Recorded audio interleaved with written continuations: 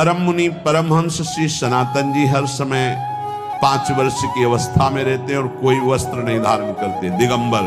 दिग माने दिशाएं, दिशाएं ही जिनकी अंबर है, अर्थात नग्न अवस्था में रहते हैं। ये वर्णन करते हैं कि एकादशी व्रत को हरितोष व्रत कहते हैं। भगवान की प्रसन्नता के लिए, हरिजू की प्रसन्नता के लिए एकादशी व्रत रहा जाता है। प्रायः समस्त वैष्णव जन रहते हैं। जो रसिक जन प्रियाजू के चरणों के अनन्य हैं, उनका एक ही व्रत है, श्यामा श्याम की 8 पहर उपासना करते हुए अपने मन वृत्ति को श्यामा श्याम में समर्पित करना। पर जो एकादशी व्रत रहते हैं परम धन्य है, वो हरितोष व्रत है।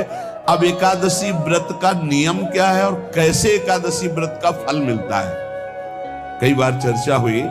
बहुत सुंदर शास्त्र प्रमाण के अनुसार श्री सनातन मुनि बोल रहे हैं, जिसे एकादशी रहनी हो और एकादशी का फल प्राप्त करना हो, उसको 3 दिन, एक तो दशमी और एक द्वादशी और फिर बीच में एकादशी, उसको 3 दिन संयम में रहना होता है, तब बीच की एकादशी का उसे फल प्राप्त होता है। जिसे एकादशी व्रत रहना हो उसका नियम है कि दशमी के दिन कांसे के पात्र का त्याग करें।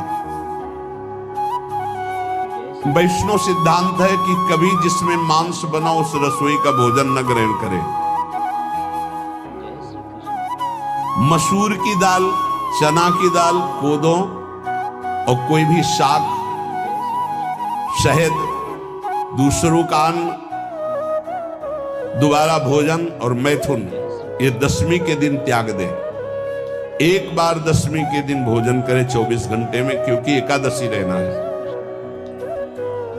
कांसे का पात्र, जिस रसोई में मांस बना उसके भोजन का त्याग, मसूर की दाल, चना, कोदो, शाक, मधु अर्थात शहद और दूसरे के द्वारा दिया हुआ भोजन और दोबारा भोजन और मैथुन क्रिया, इनका दशमी के दिन कभी भी प्रयोग ना करें। इन 10 वस्तुओं से वैष्णव दूर रहे दशमी के दिन। फिर एकादशी के व्रत में, ये पीछे तो हम वर्णन कर ही चुके हैं, कहीं नहीं आया यहाँ कुटू का कचौड़ी पकौड़ी और सिंघाड़ा का हलवा और ये दुनिया के खीर और सब। एकादशी के दिन किसी भी तरह की गेम आदि क्रीड़ा ना खेले। जैसे अब आज व्रत है तो बैठे हैं अपना मोबाइल में गेम खेल रहे हैं, ऐसा कोई भी क्रीड़ा नहीं, द्यूत क्रीड़ा, किसी भी तरह का गेम, ये सब खेल नहीं। एकादशी के दिन उपासक को चाहिए कि वो किसी भी तरह की क्रीड़ा, मनोरंजन बिल्कुल नहीं, नींद नहीं लेनी उसको, न दिन में न रात में। एकादशी व्रत, और प्रायः पुराने महापुरुषों ने ऐसा किया है। रामदास जी डाकोर के रात में जाते थे, रणछोड़ भगवान के यहाँ कीर्तन करते थे जाकर, तभी तो भगवान उनके कीर्तन पर, उनकी भक्ति पर रीछ कर गाड़ी में बैठकर उनके साथ आए थे। पूरी रात जगकर कीर्तन करना, और दिन में तो सोना ही निषेध है, पान खाना निषेध है।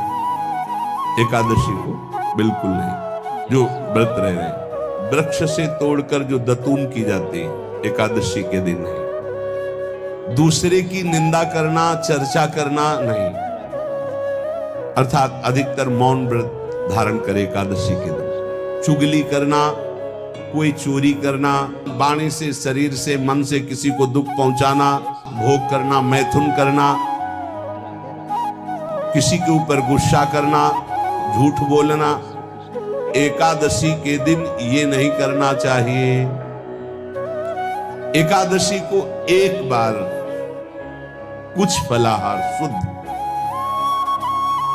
अगर आपके पास कोई व्यवस्था नहीं तो थोड़ा दूध है, जल है, ऐसे आप लेकर, या थोड़ा सा फल लेकर, थोड़ा सा फल लेकर के प्राण पोषण, एक दिन में मर नहीं जाओगे, कितने तो निर्जला एकादशी रहते हैं, हर एकादशी निर्जला। पूज्य श्री मथुरा दास जी निर्जला ही रहते थे हर एकादशी।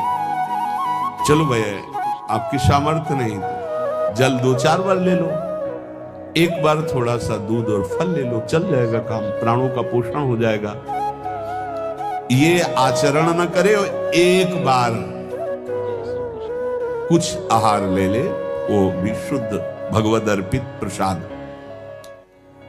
फिर द्वादशी को कांस के पात्र में द्वादशी को भी भोजन न पावे। जिस रसोई में मांस बनाओ उसमें आहार न ले, किसी भी तरह का नशा द्वादशी को न करे, शहद न पाए, तेल के बने पदार्थ न पाए, मिथ्या भाषण न करे और बहुत शरीर का व्यायाम न करे, बहुत थकावट वाले कार्य न करे। दोबारा भोजन न करे, एक बार द्वादशी को भी भोजन पवित्र।